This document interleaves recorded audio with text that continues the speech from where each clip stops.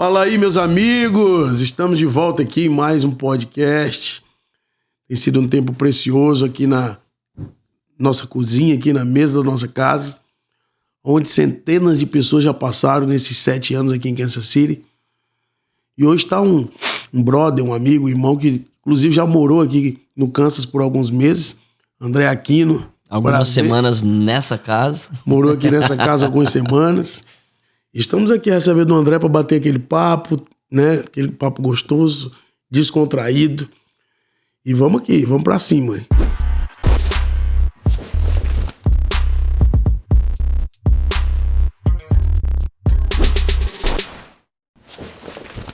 André, seja bem-vindo mais uma vez aí à nossa casa. Prazer.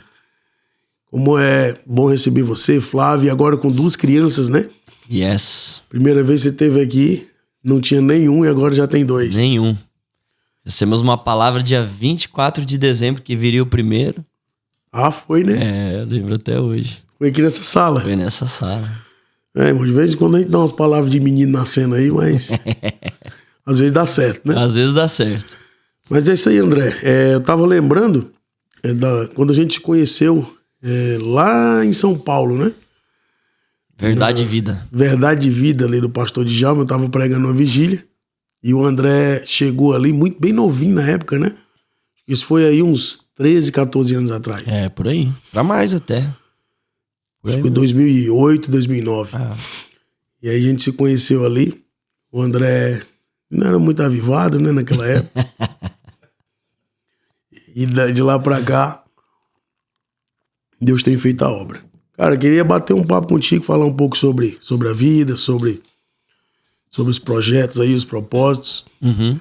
Como tem sido essa transição aí, né, para os Estados Unidos, né, que Deus te direcionou para cá. Como é que tá essa transição? Como é que tem sido ali na Flórida? Quais são os projetos? Fala aí um pouco pra galera. Cara, nossa transição foi algo muito dolorido e muito glorioso, né? E a gente imaginava que ia ser de um jeito e foi completamente diferente do que a gente imaginava, né? Deus nunca tem plano B. Uhum. Quem tem é o homem. Deus só tem um plano. Isso. Né? E a gente às vezes quer ser resguardado, tem plano B, plano C, plano D.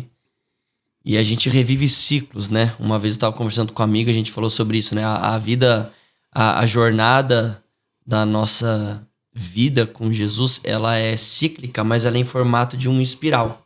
Uhum. Então, você vai vivendo as mesmas coisas, mas em níveis diferentes, né? E quando a gente veio pra cá, a gente viveu o mesmo ciclo que eu vivi quando eu deixei meu emprego, quando eu tinha 25 anos, mas em níveis diferentes, né? Uhum. Então foi muito interessante, até no detalhe. Eu lembro que quando eu comecei a minha caminhada ministerial, que eu saí do meu emprego, eu trabalhava na Electrolux. E quando eu saí do meu emprego, eu comecei traduzindo músicas do inglês para português e traduzindo ministérios, né? Alguns ministros, o Jeremiah Bowser, o Jesus Culture. E aí, aqui na América, a mesma Trabalhou coisa. naquele... Tu já trabalhava na época com música naquele tempo do Som da Chuva? Não. Não, do Som da Chuva não. Na verdade, nessa época eu nem podia ouvir, cara, Batista tradicional, né? Sério, cara? Não, a galera lá, eu lembro os professores da EBD falavam, um absurdo tá acontecendo, o pessoal falando em língua, caindo, isso não existe. Então, assim, eu infelizmente não... Aquele primeiro encontro nosso, cara, foi a primeira vez que tu caiu no espírito, assim, no chão? Como é que foi? Foi a segunda.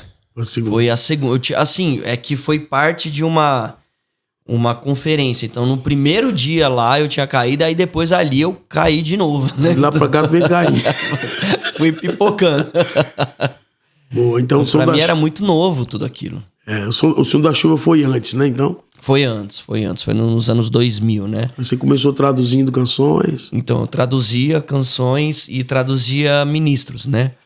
Então, eu lembro que o Gabriel Wilson era um compositor e ia dar um workshop de composição e me chamava. O John Mark Macmillan ia no Brasil, me chamavam. O Jesus Culture veio, me chamavam, né? Então vamos lá, porque eu tô começando meio que de trás pra frente, né? Sim. Porque já tô na transição, você aqui na América. Mas você vê que você já tem uma história com os Estados Unidos lá de trás. Exato. Né?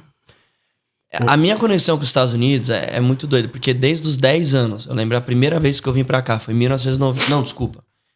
Que eu vim consciente foi em 97, mas a primeira vez foi em 94. O meu pai, ele estudou aqui, né? Teve uma parte da vida dele aqui se preparando. Então, e eu cresci muito conectado aqui. A minha denominação batista era Southern Baptist. Então, o maestro da minha igreja vinha muito pra cá, né? Os meus pais vinham muito pra cá com o maestro. O meu pai não é músico, mas sempre se envolveu com música. Né? Eu cresci ouvindo country. O meu pai é viciado em country e aqueles hinos, né, americanos, batistas, bem folk country. Assim. Então, eu cresci nessa cultura. Então, com 10 anos, foi a primeira vez consciente, né? Eu vim com 7 anos, mas com consciência mesmo, 10 anos de idade, em 1997. E eu lembro que eu fui tão marcado em vir pra cá que eu só falava da América, né? Então, na escola, a galera me zoava, me chamava de gringo, porque eu amava a América. Eu amava aqui. Sem explicação, né? Porque eu era criança, mas eu tinha um amor dentro de mim muito grande. E aí, a primeira vez que eu vim passar um tempo aqui foi em 2015, na Bethel, né? Meu sonho era vir pra cá, morar aqui, passar um tempo aqui. E quando eu fui pra Bethel, que eu passei 4 meses lá, eu fiquei desesperado para voltar pro Brasil, né? Então, eu comecei a amar o meu país como nunca e nunca mais achava que eu nunca mais viria morar aqui. Você teve uma experiência ruim? O que aconteceu? Não ruim, eu não digo que foi ruim, mas eu passei a valorizar o que a gente tinha, porque até então nada do Brasil prestava para mim. Entendi. Então eu amava a América, mas eu idolatrava. Você só dá valor quando você sai, né? Exato, Entendi. Exatamente. Então, eu só ouvia música americana, eu só ouvia coisa que vinha daqui, eu só bebia da fonte que vinha daqui, nada no Brasil prestava. E aí, quando eu mudei, foi de fato... E foi uma experiência com o Luiz Hermínio, né? Porque antes de eu ir pra Bethel, na semana que eu tava indo, o Luiz Hermínio fez um café com pastores, lá na Virada de Vida, e eu fui. E ele falou que pessoas iam ter experiências e a visão ia ser aberta para algumas áreas na vida que elas precisavam. E ali eu tive uma visão de um coração verde e amarelo. E um coração que batia, assim, com veia, tudo. Não era aquele coração bonitinho, era um coração de verdade. E o Senhor falava para mim, não critique o que eu faço na igreja brasileira. Porque a igreja brasileira me toca como nenhum outro lugar no mundo. E você é brasileiro. Não fale mal da igreja brasileira. Eu chorava. E, Jesus, me perdoa. E eu fui pra América com esse coração já, assim, pesado em arrependimento, de não valorizar o que o Senhor estava fazendo no Brasil, né? Mas nessa época também, Rafa, era uma época de deserto no Brasil. Porque a gente não tinha... A gente pegou uma transição do som da chuva para algo novo, não tinha nada. Então a gente tinha, assim... As únicas músicas que a gente cantava no Brasil era tudo traduzida, né? E eu não falo contra, eu já traduzi músicas, eu gravo músicas traduzidas, não tem problema com isso. Mas a gente não tinha nada escrito no Brasil. Aí tem um problema. Quando você tem uma nação, que é uma nação adoradora e que não escreve nada, né? Você tem um... Você tá falando naquele momento, né? Porque... Naquele momento. Sim, porque tinha canções escritas, né? De vários... Eu digo, nesse ato, entendeu? Entre uma... transição geracional, né? Então, nessa época, né, o Brunão, o Alê, eu, Isaías, Gabriela Rocha, ninguém tava gravando nada. Era uma transição que veio de um David Keelan, de uma Nívia Soares, de um Cirilo, né, de uma Luísa Rosa, e que, de repente, não tinha mais nada novo, né? Então, nesse período de hiato, eu critiquei muito o Brasil e eu só escutava outras coisas de fora. Falei, poxa, mas o que tem de novo no Brasil? E de fato, era difícil você elevar seus olhos e ver, caramba, o Senhor tá fazendo algo, né? Porque a gente não via, e ainda mais eu de um contexto batista, né? Então, quando eu fui pra Bethel e eu voltei, aí foi quando eu voltei já, Deus me deu uma palavra de ter um estúdio, Deus me deu uma palavra de começar o Som do Reino, né? Então, foi ali que a gente começou a dar passos, e aí foi ali que eu conheci, logo depois que eu conheci o Alê, aí eu conheci o Brunão, né? Aí eu conheci a Laura. Como que nasceu o Som do Reino?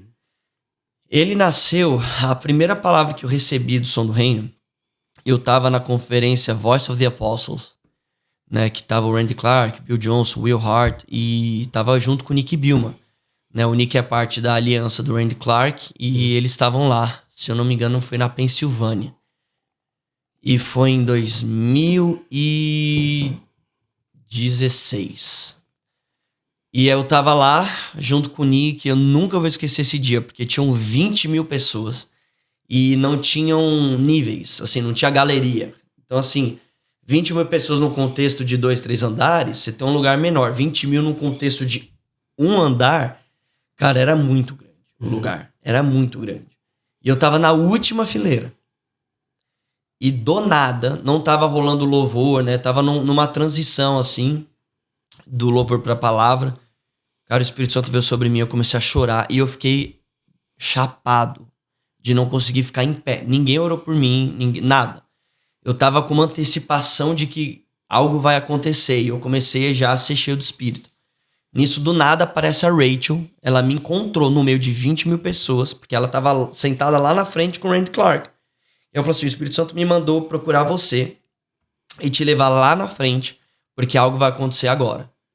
Cara, aí nessa hora eu já perdi a força. Ela e o Nick foram me carregando até lá na frente.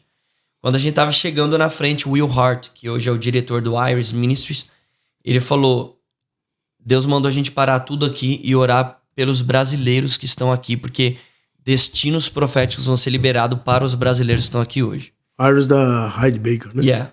E aí começou aí os brasileiros, mas eu já tava lá na frente, porque a Rachel já tinha visto que tinha que me chamar antes de tudo isso acontecer, então foi uma doideira.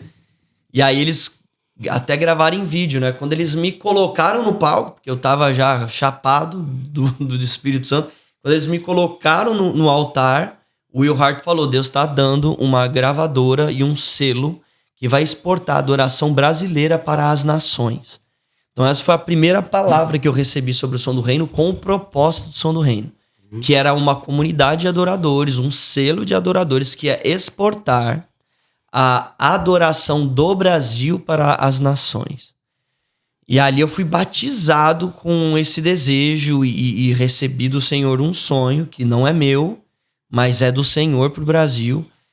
E só que beleza, era uma palavra. Então, a partir daí, eu lembro que eu fazia parte de um movimento chamado Cultura do Reino, com o Robert Marks. E o Cultura do Reino já tinha um braço musical chamado Som do Reino, mas não era um selo, não era nada. O que a gente fazia? A gente queria apoiar missões, então a gente chamava alguns amigos e falava, ó, a gente tinha CD físico e download, né? Porque naquela época não tinha Spotify, nem Apple Music, né? Nem YouTube. E a gente falava, a gente vai fazer uma coletânea.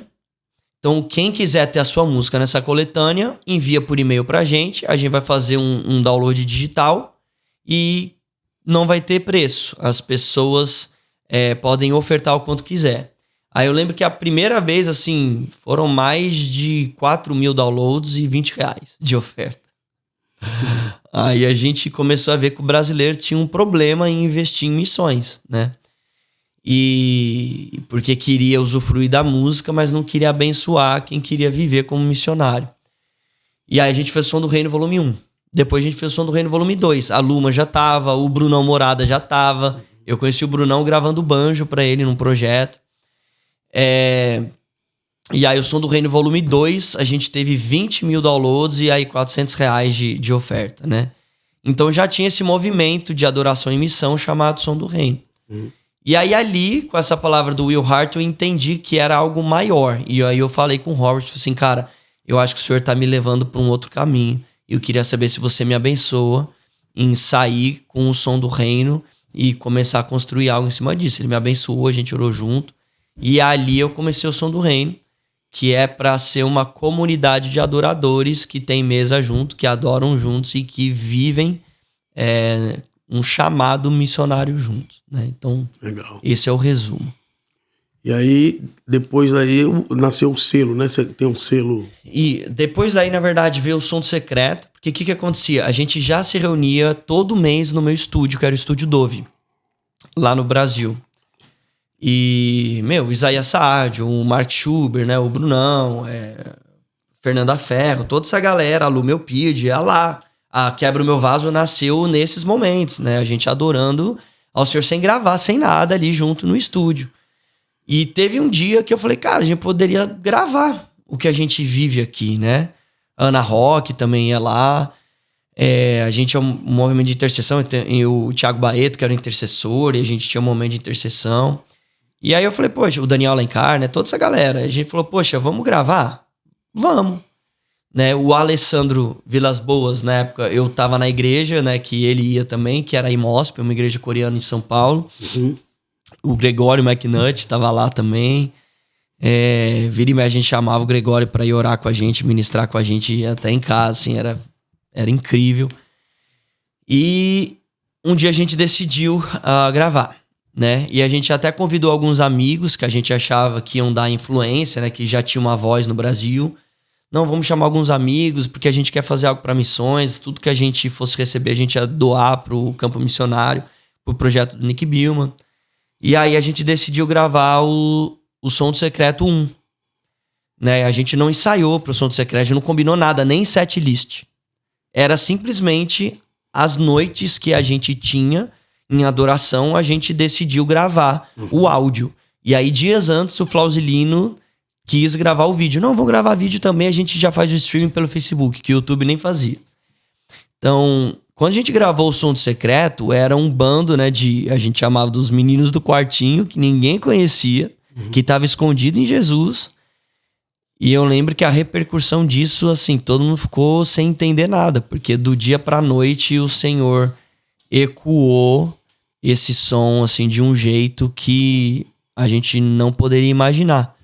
E foi quando a gente viu uma nova safra de canções brasileiras, de ministros brasileiros começando a se levantar depois dessa seca. Falando nessa questão que você falou dos meninos do quartinho, né?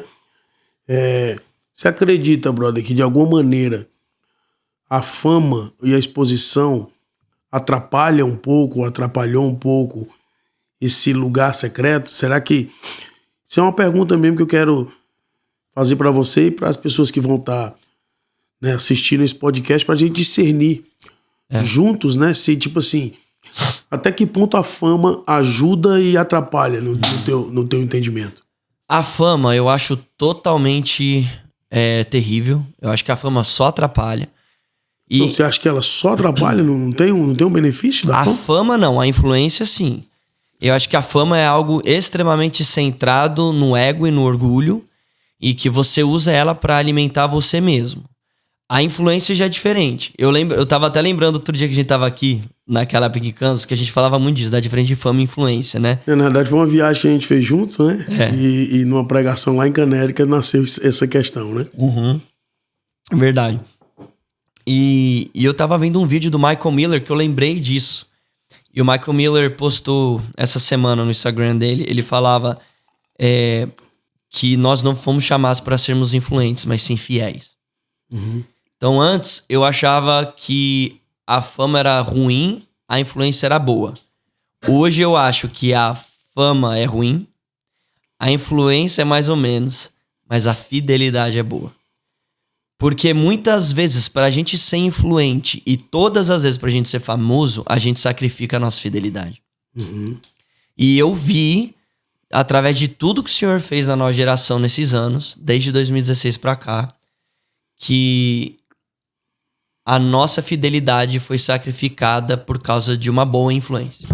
Ah, não, mas vai ser uma bênção. Deus vai me dar uma influência para eu tocar uma geração. Glória a Deus. Mas eu posso dizer que a gente teve que comprometer valores pra gente ter essa influência. E hoje eu me arrependo disso. E hoje eu tenho ciência de que é sim, sim, não, não pra muita coisa na nossa vida. É porque acontece o seguinte, os meninos do quartinho, né? Então quando você não tem agenda, né? Uhum. Acaba que você tem mais tempo com o Senhor. E eu fico me perguntando até que ponto a pessoa consegue equilibrar a intimidade com Deus, o tempo do secreto, com a agenda, né? E os compromissos que a fama traz. E aí vem um ciclo que é o ciclo que se retroalimenta, né? O feedback.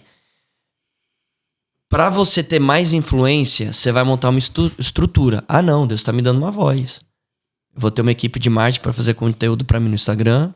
Eu vou ter um manager para cuidar dos convites para a igreja. Eu vou ter uma banda, porque eu tenho que ter músicos bons. E ainda mais com as desculpas certas. Eu falava, eu quero tangedores comigo, quero músicos proféticos. E é um coração bom. Não tô falando que essas coisas são com a intenção errada.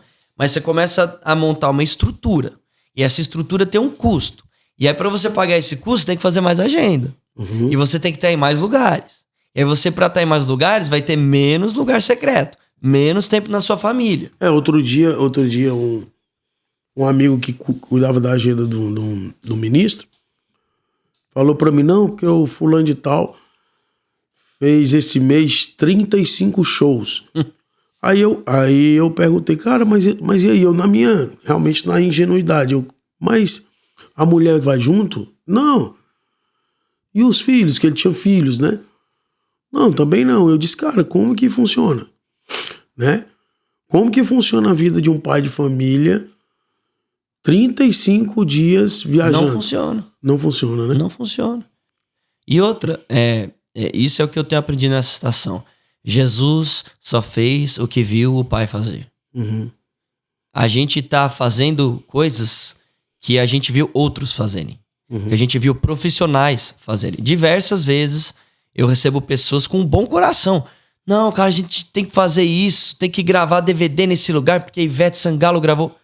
Eu não faço porque eu vi a Ivete Sangalo fazer, eu faço porque o que eu vi o Pai fazer.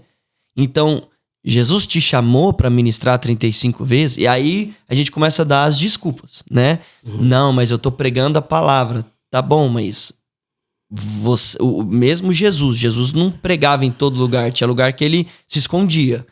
Tem uma frase que eu falo já há alguns anos, né? Que eu também, dado as devidas proporções, eu nunca tive esse nível de agendas, né, que algumas pessoas têm, que vocês, né, já tiveram, mas por um tempo eu me perdi um pouco, né? Lá atrás, viajando e pregando e toda semana fora. Já tratamos isso com a minha esposa, né? Eu e minha esposa tratamos dessa situação e hoje eu tenho buscado, não sou perfeito, mas a gente tem buscado um equilíbrio. E nasceu uma frase no meu espírito que é a seguinte: eu não posso, em nome do que Deus mandou fazer, abandonar o que ele mandou cuidar. Uau! Então, beleza, Deus mandou pregar o evangelho, só que ele mandou cuidar da minha casa. Muito bom. Eu não posso, em detrimento de uma coisa, deixar a outra a desejar ou abandonar a outra. Então, eu acredito que o Senhor quer que nós cheguemos num lugar de equilíbrio. Sim, vai, prega o evangelho, mas não abandona o que eu te mandei. Tipo Noé, faz a arca, mas cuida da tua família. Então o sucesso de Noé não foi só construir a arca, foi terminar a arca com a casa dentro, com os filhos e a esposa junto dele. Uhum. Né? Infelizmente hoje a gente vê aí ministros e pastores no segundo, terceiro casamento. Por quê? Porque acabaram fazendo o que Deus mandou e abandonando o que ele mandou cuidar. E esse cuidar, né, é o zelo. É você colocar limites de proteção, né? E o ponto é que esses limites, eles não podem ser flexíveis, né? Um americano é assim, você sabe. Não, vamos segunda-feira, 8 horas da noite. Não, porque 8h15 eu tenho que colocar meus filhos pra dormir e ponto. Não, mas eu só tenho esse dia. Não. Sei. Né? O que fez as virgens serem sensatas foi o não. Não, mas eu tô precisando do óleo, cara. Eu tô pedindo o seu óleo. Eu honro você, eu valorizo você. Eu quero o seu óleo. Eu tô precisando dele, porque eu não quero deixar falta. Não. E é interessante nessa parábola das virgens que as pessoas acham que 5 ficaram acordadas e 5 dormiram. Se você for ler o texto, as 10 dormiram. Uhum. As 10 dormiram. Não, 5 dormiram e 5 ficaram atentas. Não, as 10 dormiram. Só que 5 dormiram com reserva de azeite. Uhum. 5 estavam preparadas e com reserva. E aí quando houve a notícia, vem aí o noivo. As que não tinham reserva de azeite foram pedir, empresta pra gente. E aí, André, as que tinham azeite disseram assim, não vão comprar. Outro dia eu tava pensando, cara, será que está apontando para um tempo onde o azeite estaria sendo negociado? Uhum. Será que está apontando para um tempo onde estariam vendendo a unção? Uhum. Não, vai ali, compra unção. Uhum. Entendeu? Compra unção. Então, mais do que você... Eu creio que nós estamos vivendo um tempo, mais do que buscar unção, nós temos que preservar a que Deus já nos deu. É isso. Para que a mosca morta não caia no unguento. Então eu creio que é um tempo que os ministros, os pastores... E assim, eu não estou aqui para apontar o dedo e para falar de ninguém, mas eu creio que Deus está chamando aqueles que estão ouvindo de volta para esse lugar de equilíbrio, família, né? Cuidar da casa e também continuar fazendo o que Deus mandou fazer. A gente é muito levado como homens a analisar. Eu lembro na época que eu trabalhei na Electrolux, tinha algo que a gente chamava de KPI, né? É Key Performance Indicators, que é o que você vai colocar para saber se o lançamento foi um sucesso ou não. A gente lançava um micro-ondas. Como que eu vou saber se foi um sucesso ou não? Tem que vender mais de 10 mil unidades. Tem que ter avaliação de 1 a 10, tem que ser nota 9 nos sites. Tem que ter... Você coloca ali, que eu vou enxergar para ser um sucesso? O problema é que hoje, quando a gente lança uma música, a gente já cria um ministério ou a gente viaja, os nossos padrões de sucesso, eles são todos babilônicos. Eles são todos números. Não, se a minha música não deu 1 milhão de views, ela não foi boa. Se eu não tenho 300 convites por mês, eu não sou bom o suficiente. Não, mas eu quero fazer isso aqui para ter influência. Esse post deu 146 comentários, outro deu 400. Então você tem que fazer mais assim para o algoritmo trabalhar desse jeito. Então é tudo uma maneira de enxergar num reino, né? A gente sempre fala, eu brinco, né, que a gente fala, vem o seu reino. Qual reino? Né? O de Deus ou o reino da Babilônia? Porque são 2 reinos e um copia o outro, né? Mas no reino de Deus não são números, né? O reino de Deus são frutos. E frutos não se comparam. Você não vê uma melancia se gabando porque ela é maior do que um morango, né? E o fruto, ele também não é o resultado da mistura de outros frutos, né? Eu lembro quando eu sempre conto essa historinha, né? Quando eu tava no Nordeste, um amigo meu falou, André, tu tem que provar mangaba. Falei, mas mangaba tem gosto do quê? Ele? De mangaba. E ali o Espírito Santo falou, tá vendo? Os frutos, o mangaba não é o gosto de limão com pera. Mangaba é mangaba, morango é morango. Por isso que o reino de Deus fala sobre frutos. Frutos que permaneçam. Mas a gente está analisando muito o sucesso de um ministério através de resultados e não frutos. Muito bom, muito bom. E na realidade, o resultado tem atrapalhado, porque a pessoa acha que porque está dando resultado, Deus se agrada. Né? Davi, quando contou, pecou. Isso, e Abraão gerou um filho, né? A barriga cresceu, né? Gerou, a barriga cresceu, nasceu, mas não era da vontade de Deus. Então nem tudo aquilo que está nascendo, nem tudo aquilo que está dando resultado, olha que lindo, cresceu a barriga, nasceu a criança, mas não era a promessa. Foi gerado debaixo de ansiedade, foi gerado debaixo de força do braço e de uma condição que não veio do Senhor. Então, nem sempre aquilo que você está gerando é de Deus. E nem sempre aquilo que não está funcionando, né? Porque assim, Deus ungiu Davi. Mas até Davi ser habilitado para funcionar na unção, demorou um tempo. Então nem tudo aquilo... E um processo. Isso, nem tudo aquilo que está funcionando, Deus se agrada. Muito bom. E nem tudo aquilo que não está funcionando, que aparentemente está parado, Deus desagrada. Então, às vezes está habilitado, mas não está funcionando. E às vezes está funcionando e já foi desabilitado. Saul funcionava desabilitado. Davi estava escondido, habilitado. Então espera o tempo, sabe, da manifestação, o tempo onde o Senhor vai te fazer funcionar. Ele vai, na realidade, fazer você fluir, né? Porque no reino de Deus você não funciona, você flui. Então é isso, cara. Eu acredito que o resultado, às vezes, atrapalha muitas pessoas, né, André? Totalmente. E como que tem sido, cara, esse momento novo que você está vivendo com duas crianças, né? Agora a Flávia aí com você nessa transição. Como que tem sido, né, a paternidade? O que é que a paternidade tem causado no André Aquino? Quando a gente veio pra cá, acho que foi essa grande mudança e foi o real motivo pelo qual o Senhor trouxe a gente. Acho que a caixa de oração foi uma desculpa. Mas o real motivo foi... Primeiro, eu entender algo que foi muito duro pra mim, cara. Foi muito duro, porque eu não via dessa maneira e eu só fui ver em terapia. A minha terapeuta é uma mulher cheia do Espírito Santo e ela me fez enxergar o quão egoísta eu era. Falei, mas Ana, eu não sou egoísta, eu sirvo pessoas. Eu amo servir gente. Quantas vezes eu poderia escolher eu ser exaltado e eu de fato escolhi exaltar outra pessoa. Eu poderia ter esse tempo todo focado na minha vida, no meu ministério, mas eu quis servir outras pessoas e só me dei mal em algumas situações por isso.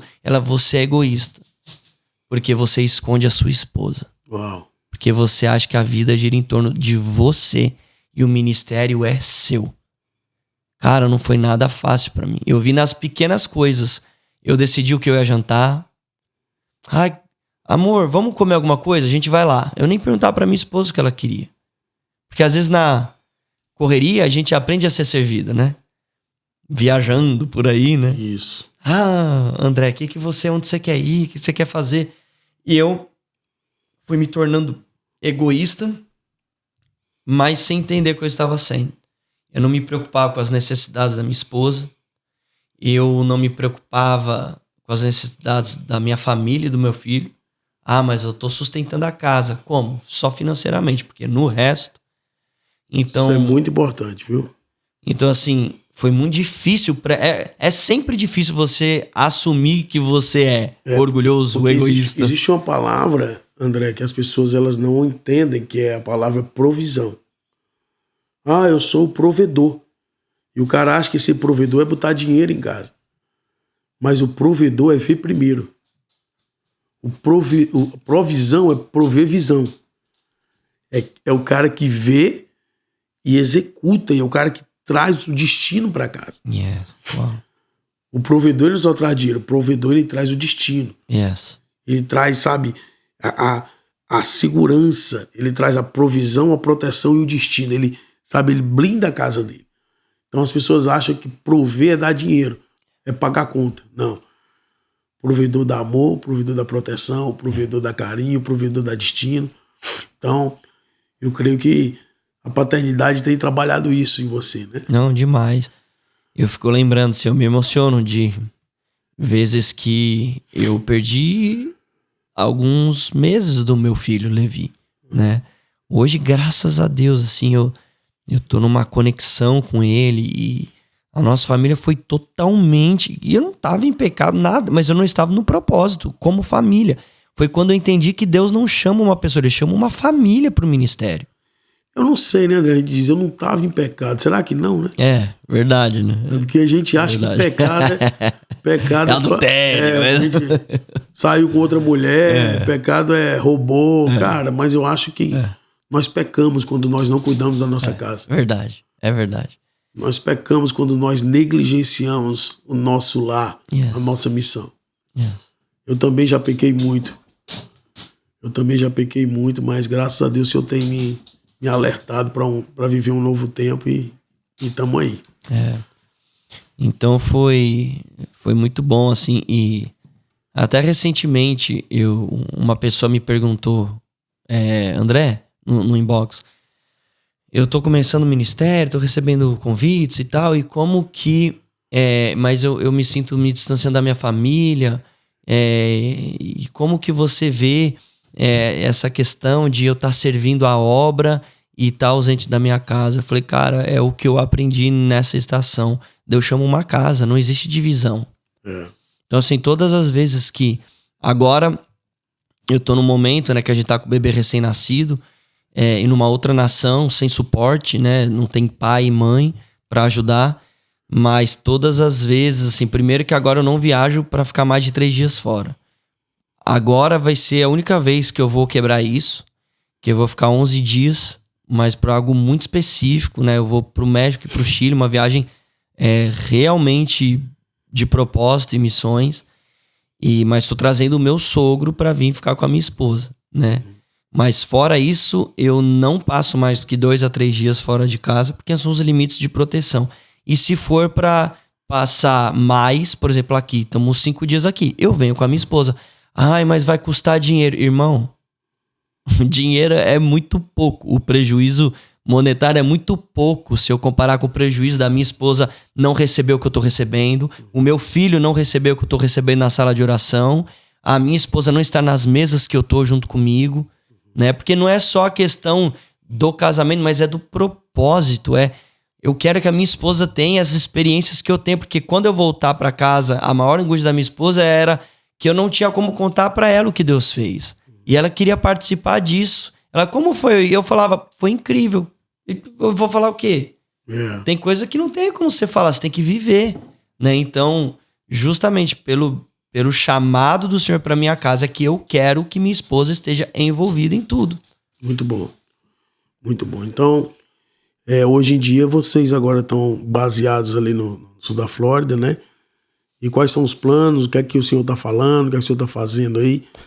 A gente está começando a nossa sala de oração, né? A gente veio para cá com esse propósito. A gente nunca, já falei isso algumas vezes, a gente nunca quis mudar para Flórida. Assim, eu achei que eu ia vir para Kansas de volta, né? Assim, então, quando o Senhor falou para a gente ir para o sul da Flórida e que Ele falou que ia ter um avivamento lá, inclusive eu estava com o Alan Hood nessas semanas e eu perguntei para ele, Alan, por que você deixou Kansas e foi pra Flórida? Cara, ele me contou de uma profecia do Paul Cain e do Bob Jones, né? Depois da NFL, que ia ter um grande avivamento em Kansas City, mas eles falaram, iam ter 2 avivamentos, 2 polos de avivamento na América. Kansas e Flórida. Eu acho que é por isso que tem um Mevan na Flórida e um Mevan no Kansas, não? Come on, aí. A gente tá conectado aí sim. Então, a gente tá começando o Southwind, né, que é uma visão baseada Southwind. Vento do Sul. Baseada em Cantares, capítulo 4, quando fala profeticamente, né, levante-se vento sul, né, desperte vento norte, espalhe a minha fragrância e vem sentir a minha fragrância, né, sobre o jardim.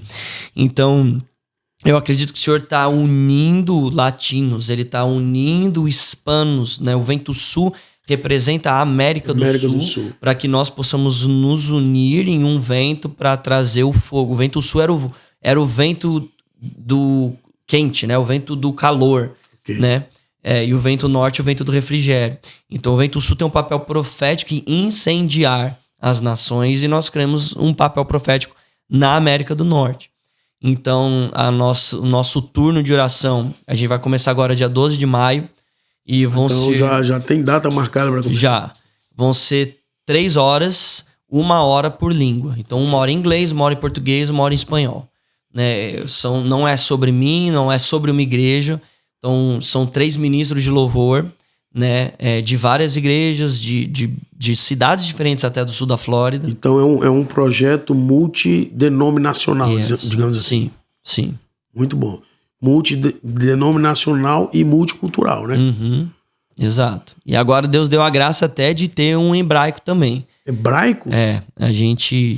Tem um judeu? A gente conheceu uma família de judeus messiânicos, cara, incríveis. Legal. E aí, a ideia é que cada língua tenha um líder responsável, né, por trazer a sua nação, a sua língua, a sua tribo, não só para servir na casa de oração, mas também para estar ali orando com a gente.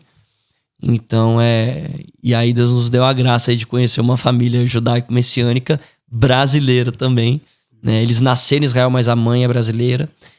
Então é muito interessante o que o senhor está fazendo lá. Então, nesse tempo, você vai estar focado, né, em estabelecer essa casa de oração. Sim.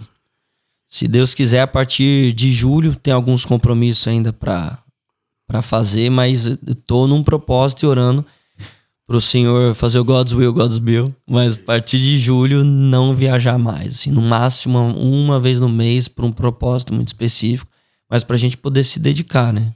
Mesmo. Porque pra você construir algo, você tem que pagar um preço, não adianta. Amém. É isso aí, meu amigo. Eu creio que foi bênção demais, né?